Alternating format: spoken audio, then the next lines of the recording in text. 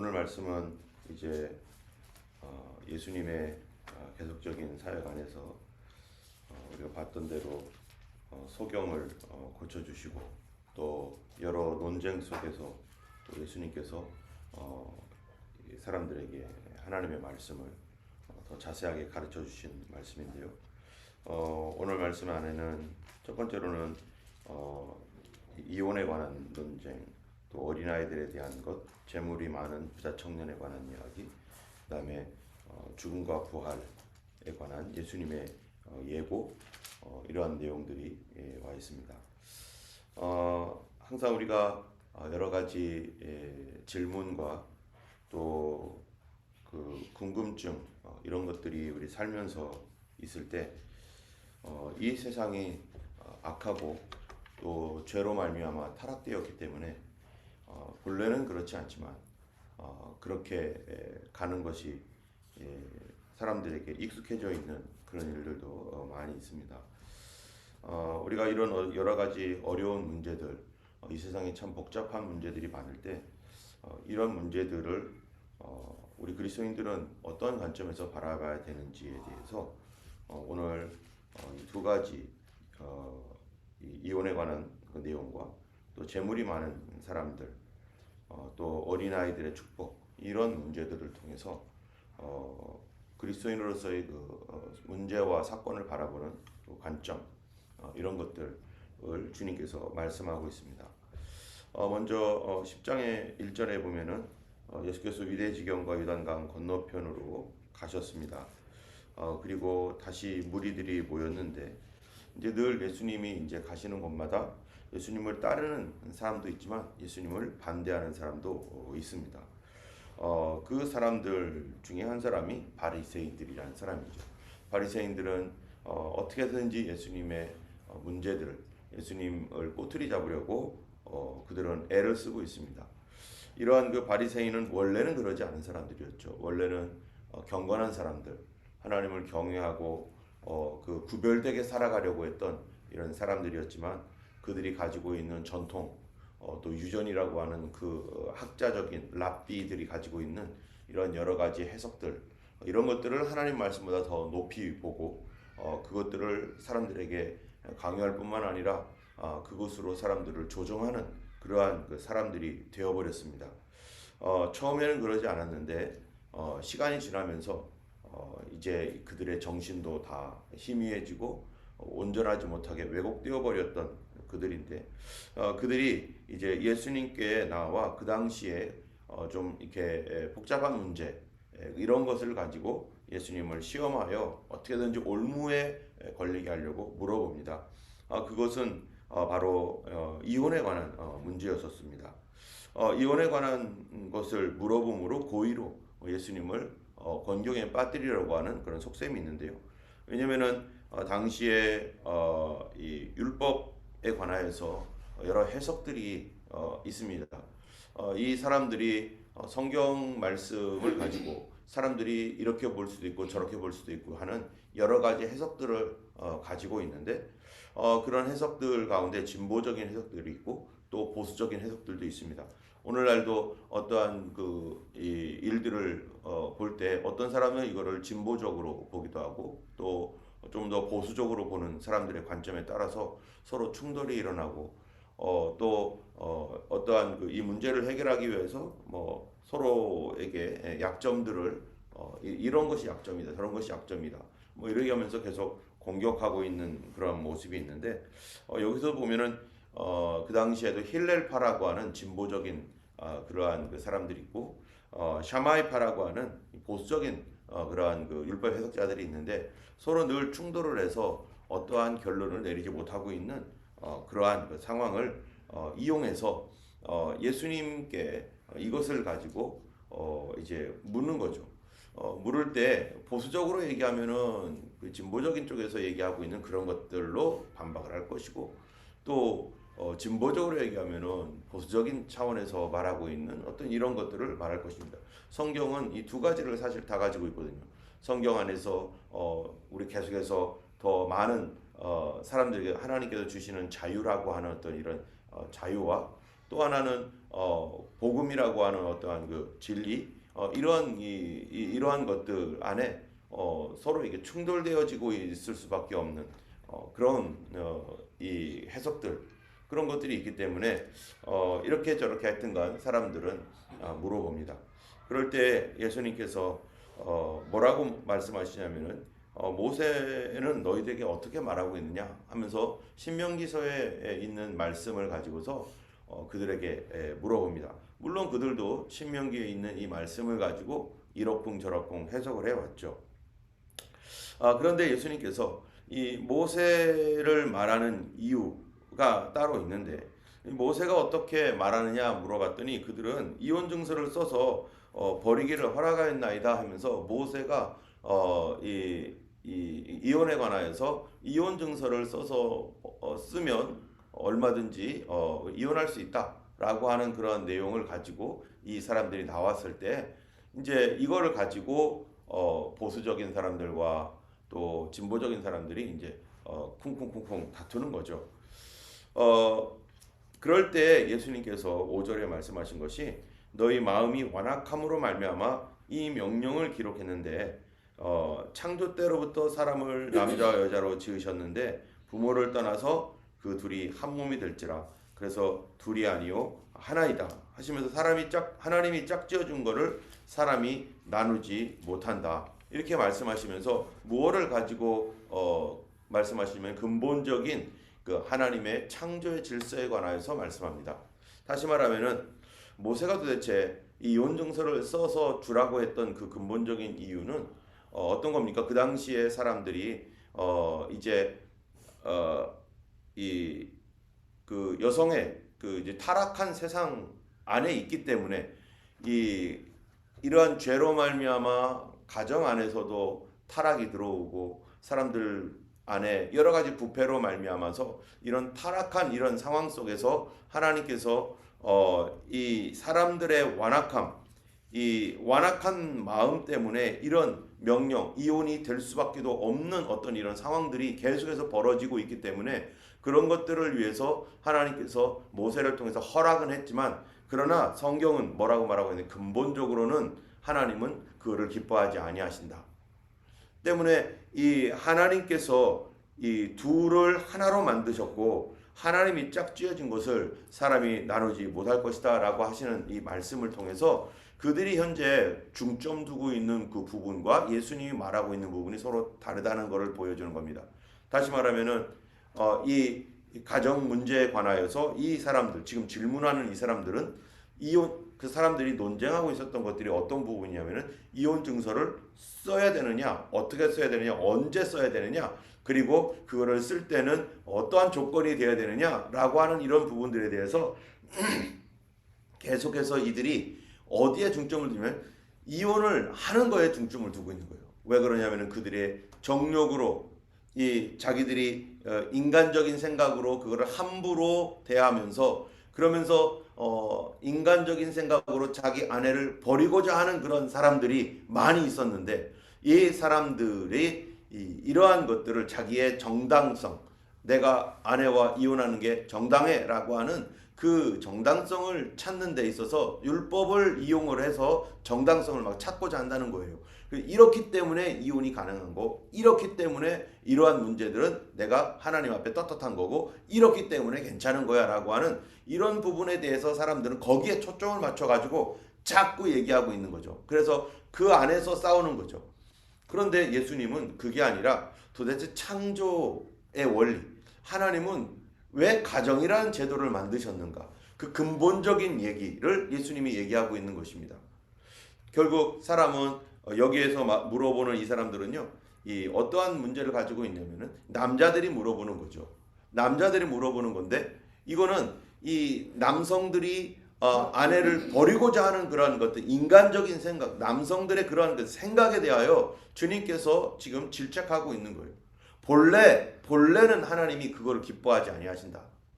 그런데 정욕적으로, 인간적으로 어떻게든지 이러한 문제들을 율법이라는 것을 이용해 가지고 사사삭 피해서 사회적 비난도 이제 받지 않고 또 자기 자신의 양심의 비난도 받지 아니하려고 하는 그러한 태도 때문에 하나님께서 이러한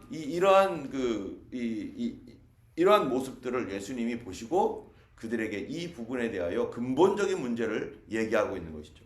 때문에 우리가 어떠한 그 사건들을 보거나 오늘날 이런 모든 이 세상의 이런 여러 가지 문제들을 볼 때 이 사람들은 어떤 율법 조문이라고 하는 그거를 가지고 이것이 나에게 적용이 되느냐 마느냐, 어떻게 하면 이 문제를 피하느냐. 여러분 이거 생각하는 사람들은 누굽니까?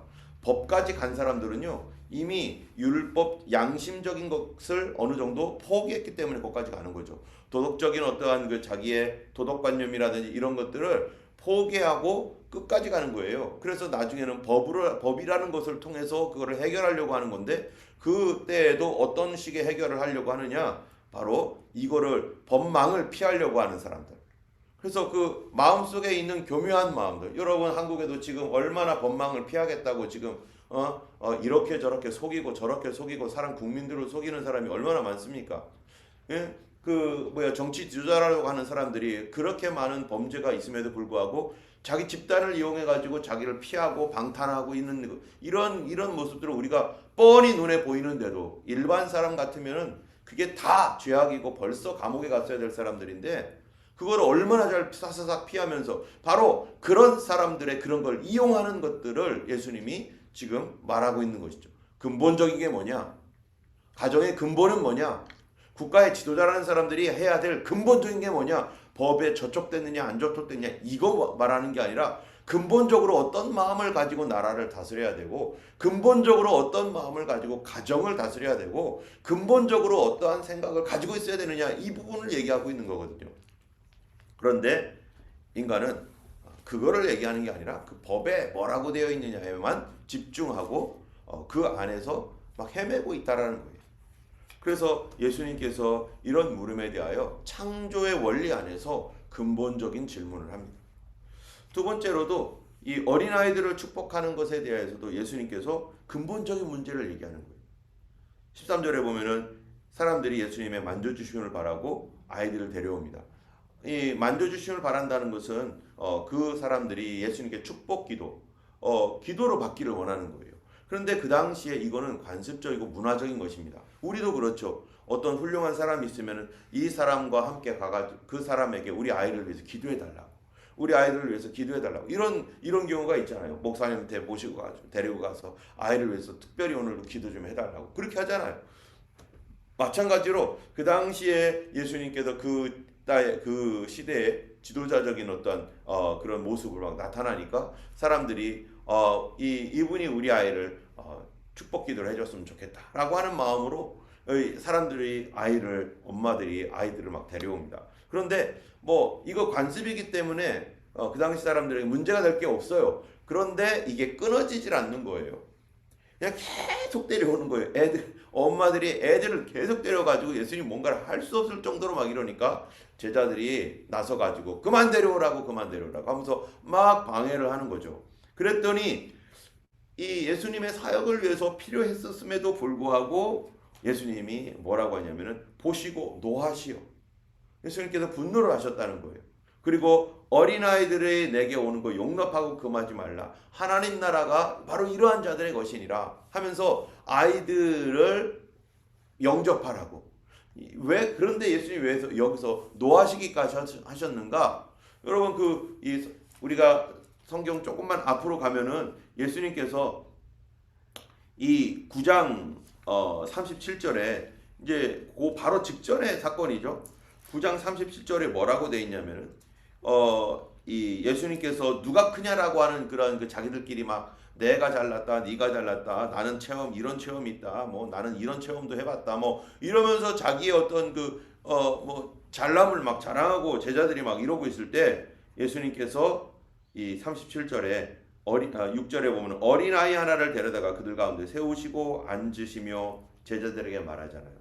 누구든지 내 이름으로 이런 어린아이 하나를 영접하는 자는 곧 나를 영접함이고 나를 영접하는 사람은 나 보내신 이를 영접함이다 하면서 어린아이, 그 당시에 많은 사람들에게 이 소외당하고 사람으로서 제대로 된 대접을 받지 못하는, 옛날에 우리도 보면 애들은 가라 뭐 이렇게 하는 것처럼 그런 아이들, 그런 아이들을 영접하라고 예수님 말씀하셨음에도 불구하고 제자들은 그걸 다 잊어버리고 귀찮다라고 하는 이유로 예수님 사역에 방해된다라고 하는 이유로 그걸 끊어버린 거예요.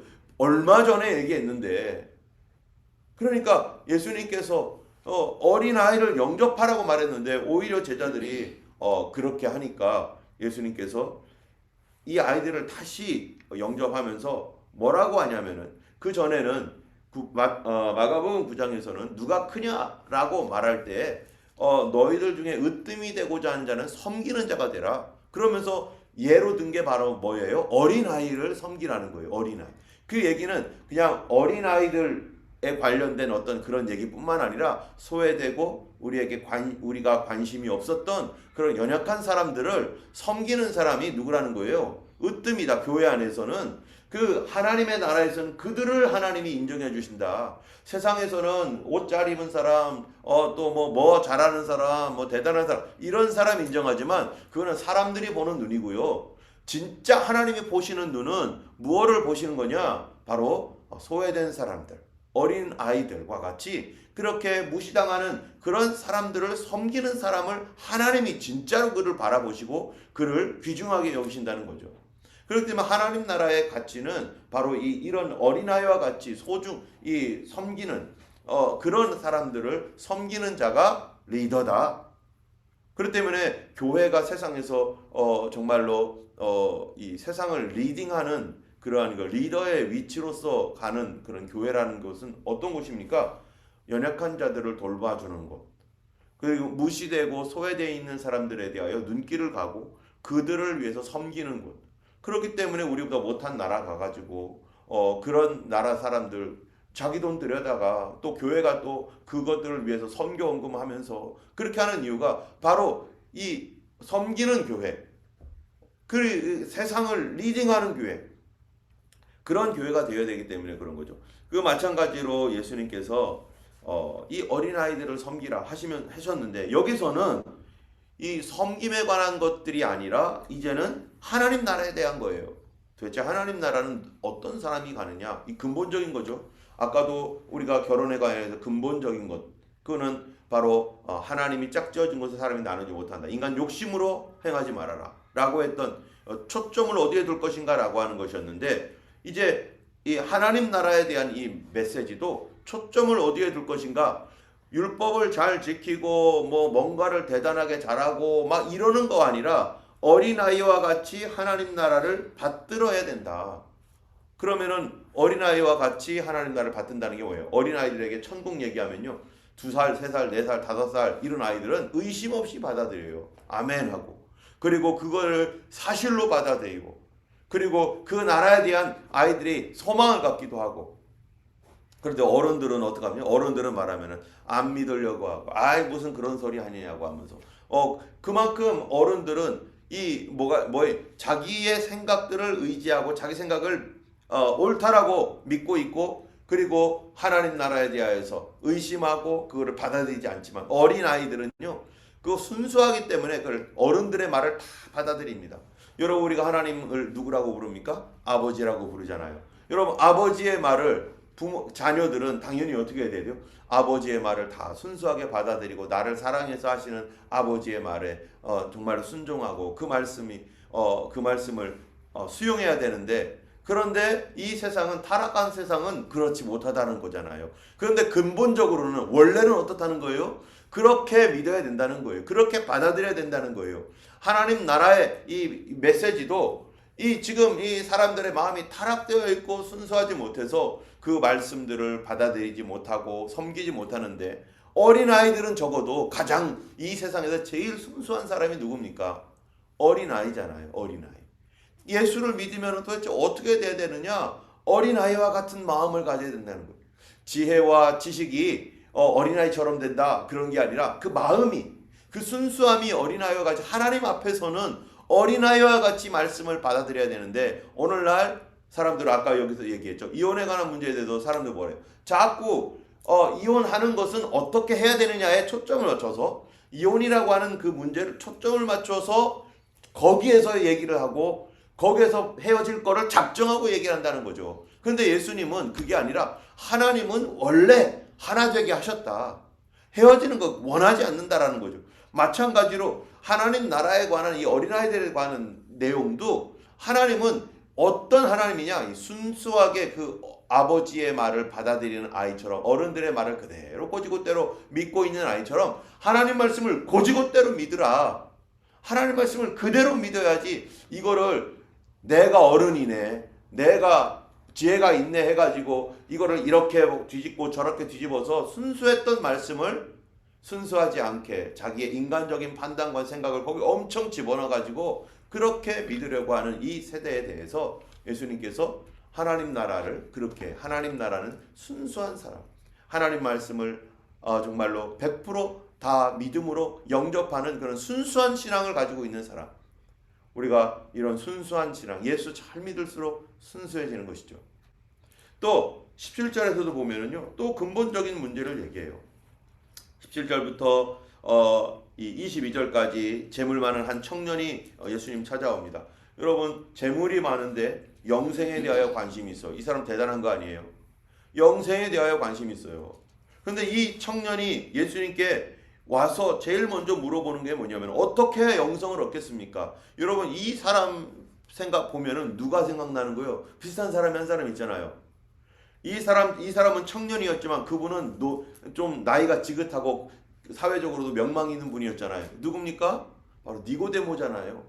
니고데모가 밤에 예수님을 찾아와 가지고 예수님께 묻고 거기에서 예수님의 말씀을 듣잖아요. 이 청년도 예수님께 달려와서 무릎 꿇고서 말하는 게 선한 선생님이요, 내가 무엇을 하여야 영생을 얻을 수 있겠습니까? 하면서 부자인 이 청년이 영생에 대하여 관심을 갖고 있습니다. 그랬더니 예수님이 뭐라고 합니까? 계명을 지켜라. 너도 이 계명을 알거니와 이 계명에 뭐라고 되어 있느냐? 그랬더니 간음하지 말라, 살인하지 말라, 도둑질하지 말라 하면서 내 부모를 공경하라. 이런 말씀이 있다라는 걸 예수님이 알려주니까 그거 어렸을 때부터 다 지켰습니다, 예수님. 그러니까 예수님께서 그거를 보시고 사랑하여 이르시되, 그거에 대하여 사랑하여 이르시는 거예요. 그 사람이 하나님 말씀을 지키고자 했던 그 삶에 대하여 예수님이 알고 계시고 그를 사랑하였습니다. 그런데 너에게 한 가지 부족한 게 있다. 그러니까 그게 뭔가 하니까 너가 있는 것들 다 팔아다 가난한 자를 주라. 그리고 나를 따르라. 그러면 하늘의 보화가 내게 있느니라 하니까 이 청년이 근심이 많아진 거예요. 아니, 율법 지키면 되는 줄 알았는데, 율법 다 지키면 되는 줄 알았는데 율법 지켜서 되는 게 아니라 이 가난한 사람들에게 자기 재산을 팔고 예수님 따르라는 거예요. 그러니까 이 사람이 너무 쇼킹을 받아가지고 제자들도 쇼킹한 거죠. 자, 그러면 예수님은 여기서 도대체 무슨 얘기를 하는가? 여기서도 마찬가지예요. 예수님 근본적인 문제를 얘기하는 것입니다. 여러분, 법은 왜 있습니까? 나 혼자 있으면 법이 필요한가요? 필요 없죠. 그런데 이 법이 두 사람 이상 있으면은 규칙이라도 하나 생기죠. 우리 어떻게 하자라고 하는 거. 그렇게 하는 목적이 뭡니까? 법이 있는 목적. 법은 나 편하자고 있는 게 아니라 다른 사람과의 관계에서 충돌을 방지하기 위해서 있는 것이고, 근본적으로는 법이라는 것이 몇 사람이 있는 사람들과의 관계 안에서 일어나는 것인데 나를 위한 것이 아니라 상대방을 위한 것이라는 거예요. 법이라는 게. 내가 다른 사람에게 어려움을 주지 않도록, 내가 다른 사람을 해치지 않도록, 그렇기 위해서 어떠한 물론 그것은 상대방도 나에 대한 것이죠. 내가 저 사람에게 피해가 되지 않도록 하기 위해서 법이 존재하는 거잖아요. 그렇다면은 하나님과 우리 사이에도 내가 하나님께 피해를 주지 않고 하나님 앞에 하나님을 존중히 여기고 하나님의 하나님을 침해하지 않도록 하기 위해서, 가정 안에서도 법이 있진 않지만 사람들 양심상에 하여튼 여러 가지 있는데 그거는 다 다른 사람들을 존중히 여기고 무시하지 않고 그에게 해를 끼치지 않기 위해서 있는 것이죠. 그렇다면 이런 거죠. 예수님께서 이제 계명이 뭐냐면은 살인하지 말라, 간음하지 말라, 도둑질하지 말라, 거짓 증언하지 말라, 속여 빼앗지 말라, 내 부분을 공경하라. 한번 생각해 보세요. 이 모든 것들이 뭡니까? 나의 의로움을 네가 잘 지켜라 라고 하는 겁니까? 아니면 다른 사람에게 피해 주지 말라 라는 겁니까? 대부분이 다. 피해 주지 말라는 거예요. 그러면 이게 저거잖아요. 그 계명이잖아요. 그럼 다른 사람 피해 안 주면 천국 갑니까? 너 다른 사람에게 피해 전혀 안 줬구나. 천국 갈 수 있어. 그런 얘기 아니에요? 우리가 살면서 다른 사람에게 아무런 피해도 주지 않았어요. 내가 아무런 피해도 주지 않았어요. 다른 사람이 나 때문에 슬퍼하거나 뭐 어려워하지 않고 뭐 그랬어요. 그럼 사람들이 좋은 사람이네 하긴 하겠죠. 그런데 하나님의 눈으로 볼 때는 내가 다른 사람에게 아무런 피해를 주지 않았다면 내가 거기 없어지면 뭐 아무런 피해도 없죠. 더. 그럼 무조건 나 혼자 살아야 되고 그러면 그것이 아무런 피해 주지 않았다고 해서 그게 천국 가는 조건이냐? 그게 아니잖아요. 그 다음에 하신 말씀이 뭡니까? 그 다음에 하신 말씀이 너 있는 거 팔아다가 가난한 자에게 다 나눠줘라. 이게 무슨 말입니까?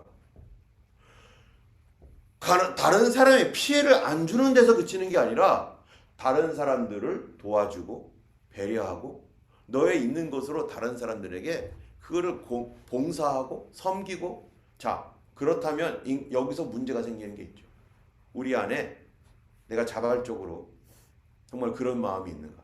나는 피해는 안 주는 걸 할 수 있어요. 그렇죠? 우리는 다른 사람 피해만큼은 안 주자. 이런 거는 할 수 있어요. 그런데 적극적으로 내게 있는 거 팔아다가 어려운 사람들을 위해서 적극적으로 나눠주고 적극적으로 도와주고 다 그렇게 할 수 있는가?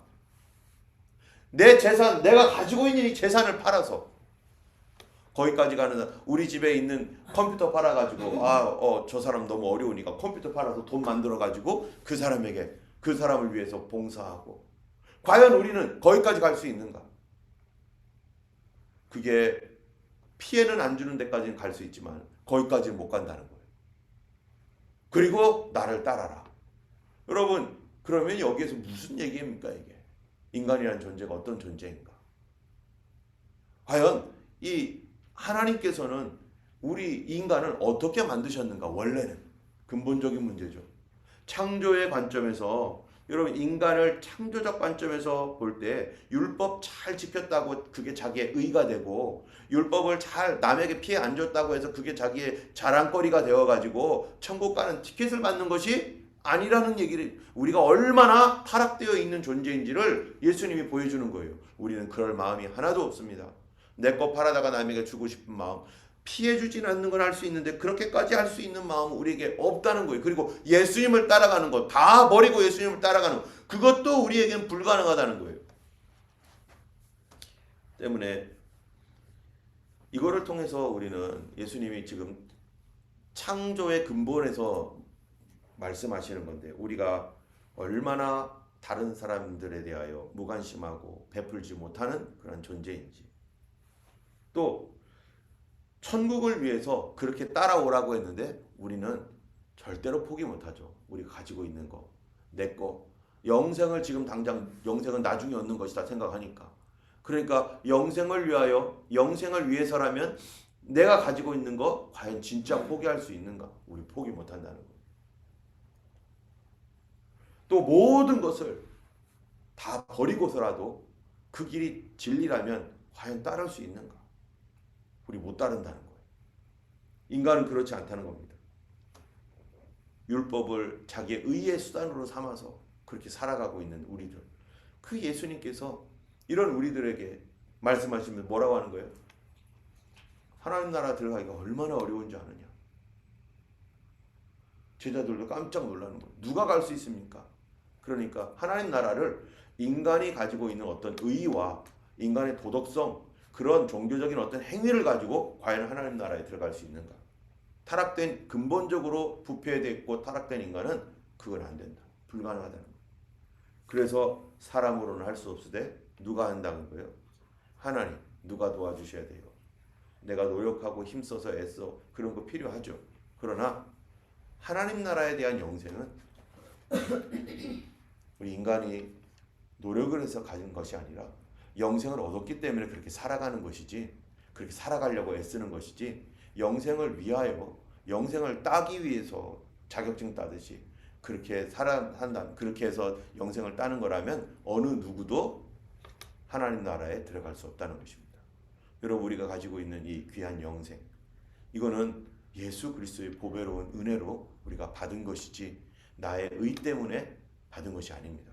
우리가 가지고 있는 이 믿음, 이거는 내가 가지고 있는 이 소중한 믿음은 이 믿음으로 하나님 나라에 가는 건데, 이 믿음은 어떻게 된 거예요? 내가 노력해서 얻은 게 아니라 하나님 주신 선물이기 때문에 이 믿음 사라지지 않도록 이 믿음 소중히 여겨야 되고, 이 믿음이 있음에 대하여 감사해야 되고, 하나님께 믿음을 구해야 되고, 우리를 그렇게 우리를 믿음으로 하나님 나라에 선물을 주시는 그 하나님의 그 은혜에 대하여 우리가 항상 감사하며 오늘도 그 하나님의 사랑에 대하여 잊지 않고 살아야 될 줄로 믿습니다. 사람으로서는 할 수 없을 때 하나님으로 하십니다. 오늘도 우리가 주님의 도움을 구하며 우리가 할 수 없는, 우리가 부족하여 너무나 연약한 것들 많습니다. 모든 것들을 하나님의 은혜 가운데 이루어지도록 하나님의 은혜를 구하는 우리가 되기를 주님의 이름으로 축원합니다. 기도하겠습니다. 거룩하신 하나님 아버지,